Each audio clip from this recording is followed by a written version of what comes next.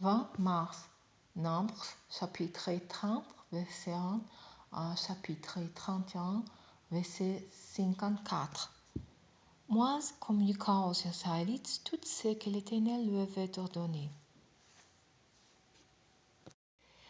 Il parla aux chefs des tribus d'Israël en disant: Voici ce que l'Éternel a ordonné. Si un homme fait un vœu à l'Éternel,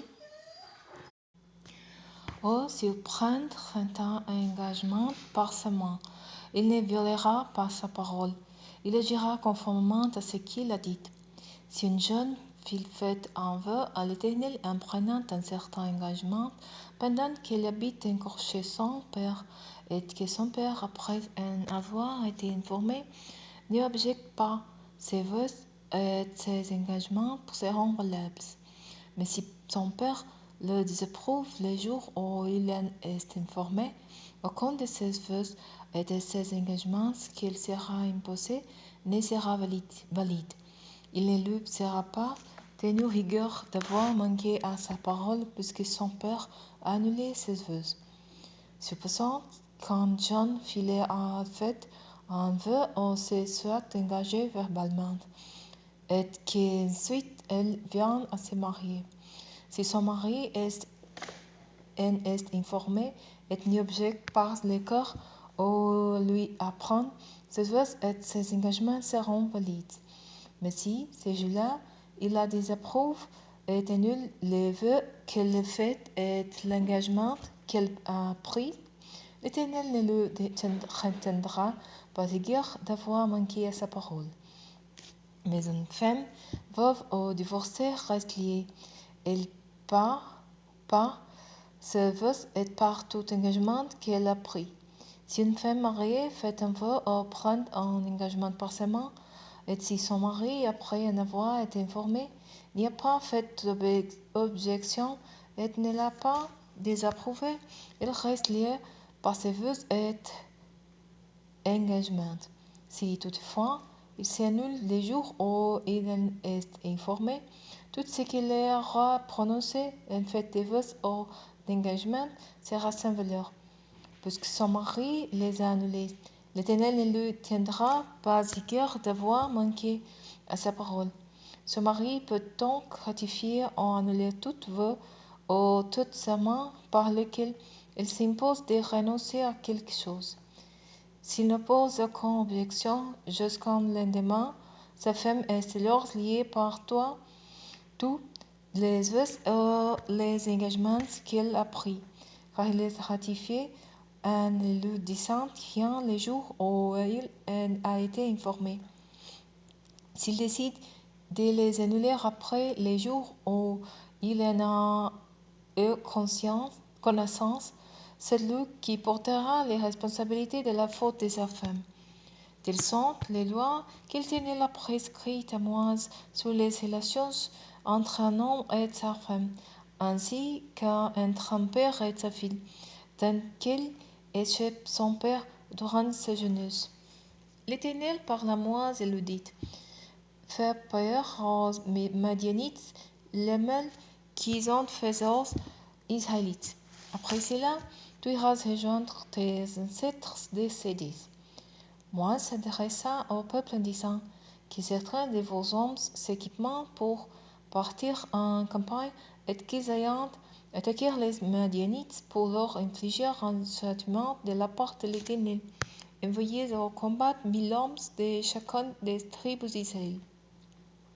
On mobilisa donc 1000 hommes par tribu parmi les corps d'armée d'Israël, soit 12 000 hommes armés pour les combattre.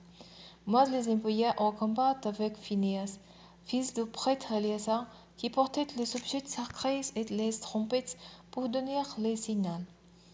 Ils marchèrent contre Madian, comme l'Éternel l'avait ordonné à Moïse, et ils tuèrent tous les hommes, y compris 100 de Madian, Avi, Rakan, Tsur, Ur et Reba. Ils firent aussi périr par l'épée Balaam, fils de Béor. Ils firent prisonniers les femmes des Madianites et leurs enfants, et s'emparèrent de toutes leurs bêtes, de tous leurs troupeaux et de tous leurs biens. Ils mirent le feu à toutes les villes qu'ils habitaient ainsi qu'à tous leurs campements. Ils emportèrent toute leur beauté et toutes les personnes et les bêtes qu'ils avaient capturées.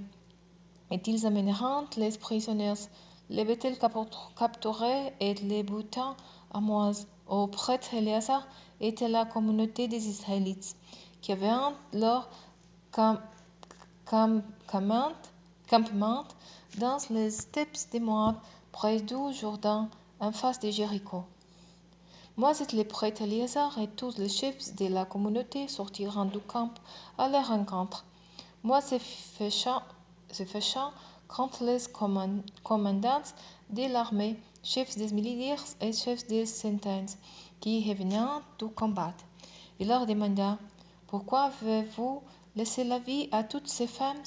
Rappelez-vous que ce sont elles qui, sous les conseils de Balaam, ont incité les Israélites à être infidèles à l'Éternel dans l'affaire de Péor, de sorte qu'un fleuve a frappé la communauté de l'Éternel. Maintenant donc, tous les garçons et toutes les femmes qui ont déjà partagé la couche d'un homme, vous ne laisserez et vie et ne garderez pour vous que les filles qui sont vierges. Et vous qui avez tué quelqu'un ou touché un cadavre, restez 7 jours à l'extérieur du camp. Purifiez-vous les 3 âmes et le 7e jour, vous êtes vos prisonniers. Vous purifiez aussi tout vêtement, tout objet de cuir, tout tissu d'épaule de chèvre et tout utensile de bois. Le prêtre Éléazar dit aux soldats de l'armée qui venaient de la bataille: Voici les dispositions de la loi que l'Éternel a donnée à Moïse. Vous purifiez par le feu tous les objets qui ne brûlent pas, ceux qui sont en or, en argent, en bronze, en fer, en étain et en plomb. Ensuite, vous les purifierez avec l'eau de purification, et tout ce qui ne supporte pas le feu, vous le passerez à l'eau. Vous laverez vos vêtements le 7e jour, après quoi vous serez rituellement pour et vous rentrez en camp. L'Éternel dit à Moïse: Prends avec toi les prêtres Éléazar et les chefs des groupes familiaux de la communauté. Vous ferez le compte de ce qui a été capturé, prisonniers et bestiaux. Ensuite, tu partageras ces boutins en 2 moitiés.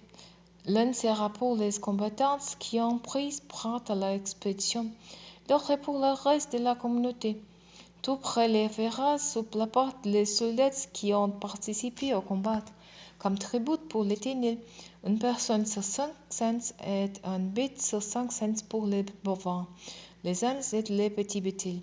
Vous y prendrez sur la moitié qui leur revient et tu les remettras au prêtre Éléazar comme offrande pour l'Éternel. Sur les pertes revenues aux Israélites, tu prendras une personne sur 50 et un animal sur 50 parmi les ânes, les petites, les grosses bétails, et tu les remettras aux Lévites qui assureront le service du tabernacle de l'Éternel. Moïse et les prêtres Éléazar firent ce que l'Éternel avait ordonné à Moïse. Bilan du butin restant ramené pour ceux qui avaient participé à l'expédition: 675 000 moutons et chèvres, 72 000 têtes de bovins, 61 000 ânes et 32 000 jeunes filles vierges.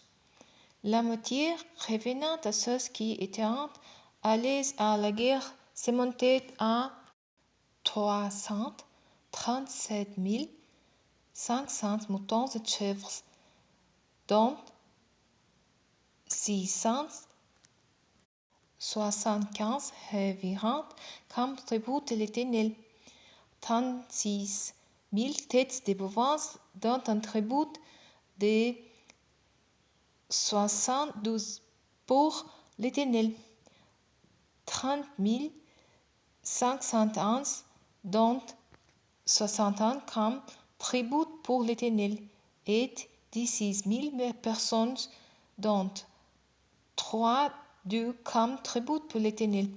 Moïse remit les tributs pour l'Éternel auprès d'Éléazar, comme l'Éternel le lui avait ordonné.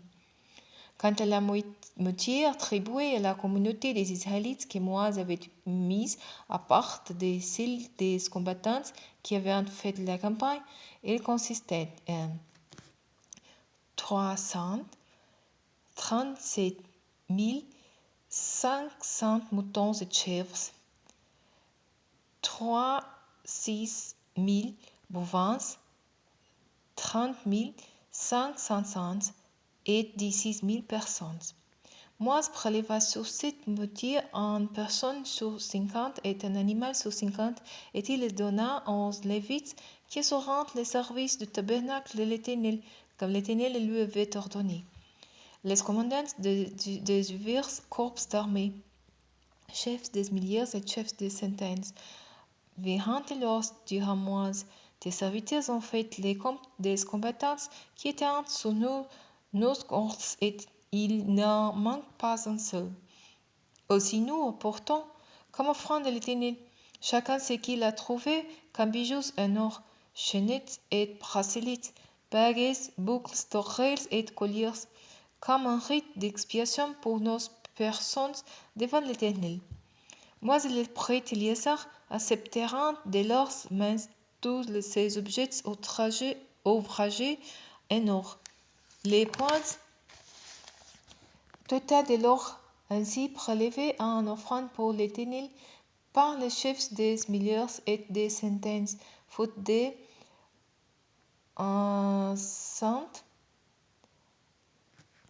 184 kg. Les hommes de la troupe prirent leur butin, chacun pour son compte. Moïse et le prêtre Éléazar prirent l'or des chefs des milliers et des centaines et l'apporteront devant l'Éternel dans la tente de la rencontre comme mémorial pour les Israélites.